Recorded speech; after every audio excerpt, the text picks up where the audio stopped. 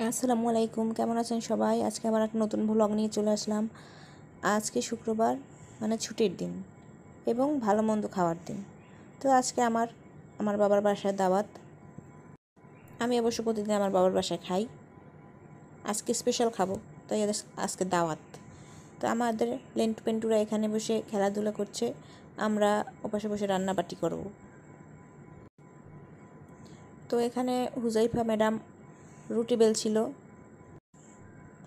আর আরাফ কান্নাকাটি করছে, তার নানার সাথে ঘুরতে যাবে। কারণ আজকে শুক্রবার সকালে উঠেই সে ঘুরতে যাওয়ার গান শুরু করে, কারণ সেদিন নানার বাসায় থাকে। সেদিন সকালবেলা নাস্তাও সে করতে চায় না, মানে ঘুম থেকে উঠেই মুখটুকু ধোবে না, সে ঘুরতে যাবে। তো এখান থেকে বেলি দিয়ে ডাইল ঘোটা হচ্ছে। বেলি আপনারা চেনেন তো? চেনেন অবশ্যই, বরিশালের মানুষ বেলি না চিনে পারেন না। এখানে মশলাপাতি একটু ছেঁচে মেচে গরুর মাংস দেওয়া হবে, তাই ছেঁচে নেওয়া হচ্ছে। এবারে রসুন ছাঁচা হবে, এগুলো সব গরুর মাংস দেওয়া হবে। গরুর মাংস ছেঁচে মেচে দিলে এগুলো খাইতে ভালো লাগে।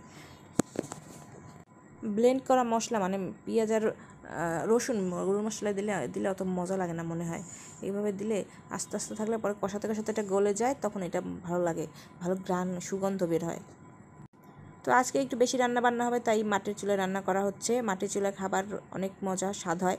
আজকে গরুর মাংসটা পুরোই মাটির চুলায় সেদ্ধ হয়েছে, এটা একটু প্রেশার কুকারে দেওয়া হয়নি, তো সেই মজা হয়েছে আজকে গরুর মাংসটা খেতে।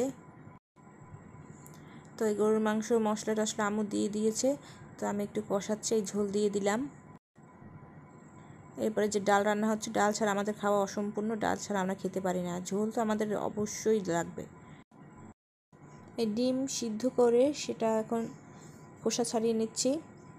টুকটুকিকে অনেক ডাকছি যে একটু খোসা ছাড়িয়ে দিয়ে যা, না সে ডালে ডালে ঘোরে, সে খোসা ছাড়াতে আসে নাই।